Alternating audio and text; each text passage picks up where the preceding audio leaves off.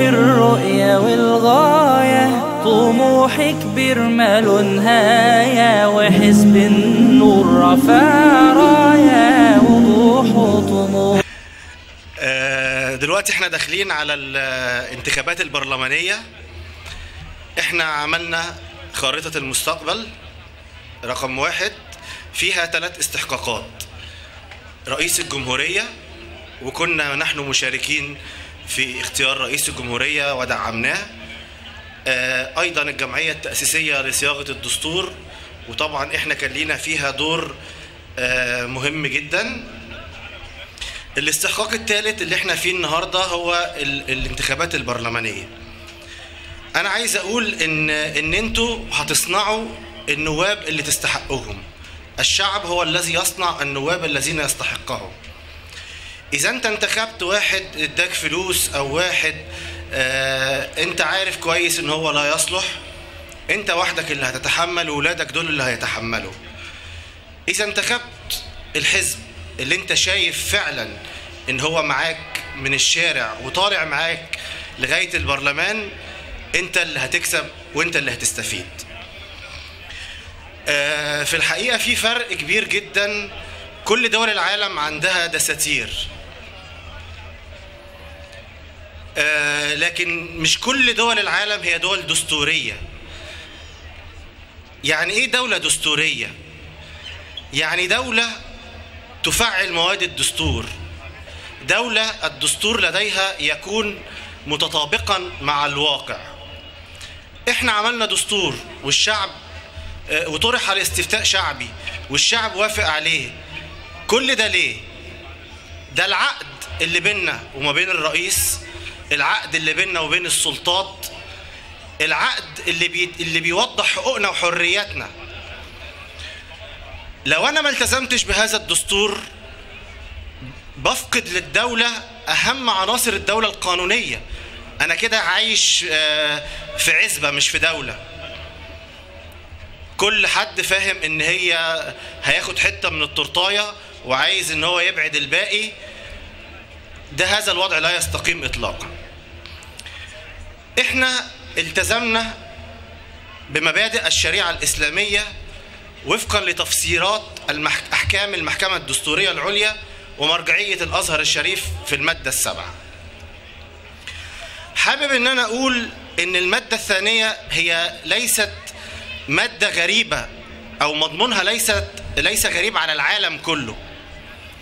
جميع دول العالم وخاصة دساتير اوروبا كلها فيها مواد تشبه المادة الثانية تماما.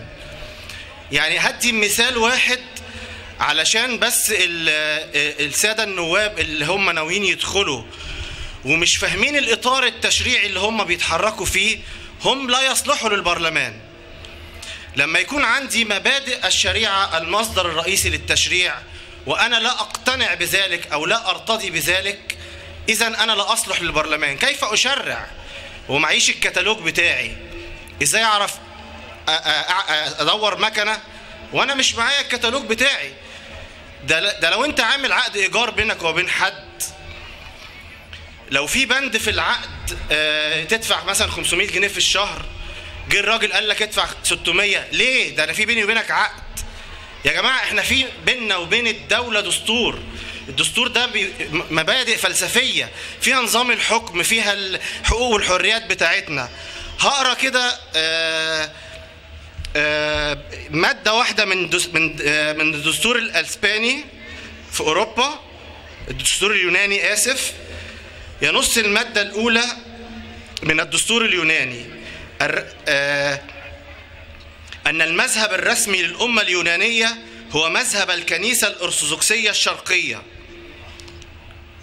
وفي المادة 47 من الدستور اليوناني: كل من يعتلي عرش اليونان يجب أن يكون من أتباع الكنيسة الأرثوذكسية الشرقية. اليونان، الدنمارك، حتى إنجلترا اللي ما عندهاش دستور مكتوب برضو بتشترط أن يكون في عندها مصدر رئيسي للتشريع أو دين رسمي للدولة. يجي احنا عندنا هنا في مصر مفيش وعي دستوري. التيارات اللي هي بتدعي انها مدنيه، او بعض المسيحيين الغير مقتنعين بهذه الماده. انا شايف حاجه. انا النهارده انا في كليه الحقوق وبدرس شريعه اسلاميه في كليه الحقوق. ايه المشكله؟ هو انا لما هلتزم بالشريعه الاسلاميه او لما هدعم الشريعه الاسلاميه اما بقيتش مسلم، انا ما زلت على ديني، ولكن انا التزم بالدستور. لازم ده يكون الفكر عند الكل. ما يجيش واحد يتبع تيار مدني معين يقول لك انا لا ما ينفعش، احنا عايزين فصل الدين عن السياسه. ازاي؟ اما انت عندك الاسلام دين الدوله، افصل دين الدوله عن السياسه، يبقى انت لا تصلح للبرلمان. نحن قائمه الشعب، نحن منكم وصعدنا منكم.